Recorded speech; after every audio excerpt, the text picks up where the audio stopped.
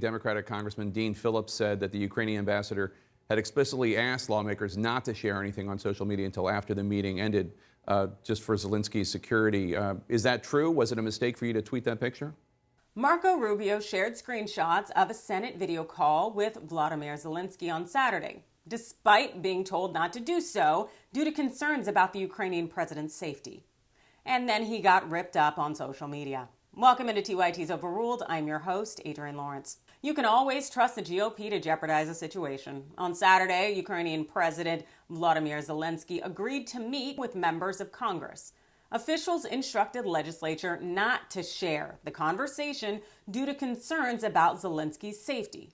Yet, Senator Marco Rubio had to flex on his proximity to the Ukrainian superhero, tweeting this picture on social media.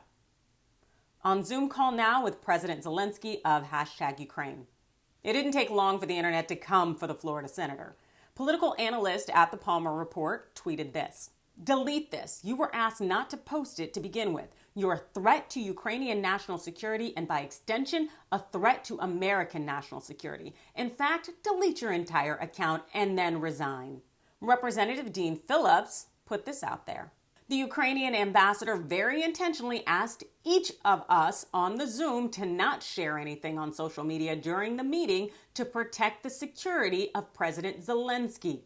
Appalling and reckless ignorance by two U.S. senators. Attorney Tristan Snell, who prosecuted Trump University, called for consequences. Mitch McConnell needs to show who's in charge of the Senate Republicans. He should strip Marco Rubio of his position as vice chairman of the Senate Select Committee on Intelligence for failing to respect the sensitive nature of the intel on Zelensky's location. Fearing a PR nightmare given how much Zelenskyy is beloved, Rubio ran to do the rounds on mainstream media. First up, CNN. Was it a mistake for you to tweet that picture? Well, first of all, she asked that like 30 minutes into the call after I had already done it. The second is I think she's under the impression that no one knew that call was happening. That call had been widely reported. Actually, the specific time had been reported. There were over 300 people on it. All the call details had been emailed. So there was nothing secure about that call. And the picture is just a nondescript picture. It looks just like every of the other ones that you've seen out there publicly. So there's no risk posed, but you're always going to have a couple of people that want their name in an article somewhere and mentioned in the press. So by Sunday, Rubio was readied with indignance. The senator was confident he knew more than the ambassador who asked him to keep the meeting under wraps. There's no security risk in that at all. Perhaps she was under the impression that the Zoom call was a secret.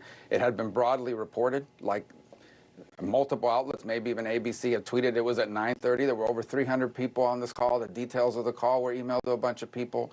And it was a nondescript picture, unlike any of the other ones, just like the other ones you've seen on the air. So there's no security risk there. You don't believe you put him at risk? No. Rubio definitely seems rather annoyed, perhaps because many people are now reminiscing about how the senator reportedly received $1.5 million in campaign contributions from a Russian oligarch-linked firm. What do you think? Do you think Senator Rubio intended to compromise Zelenskyy? And even if he didn't intend to, should he suffer any consequences? You let me know in the comments below. Hit that like and follow button, and thanks for watching.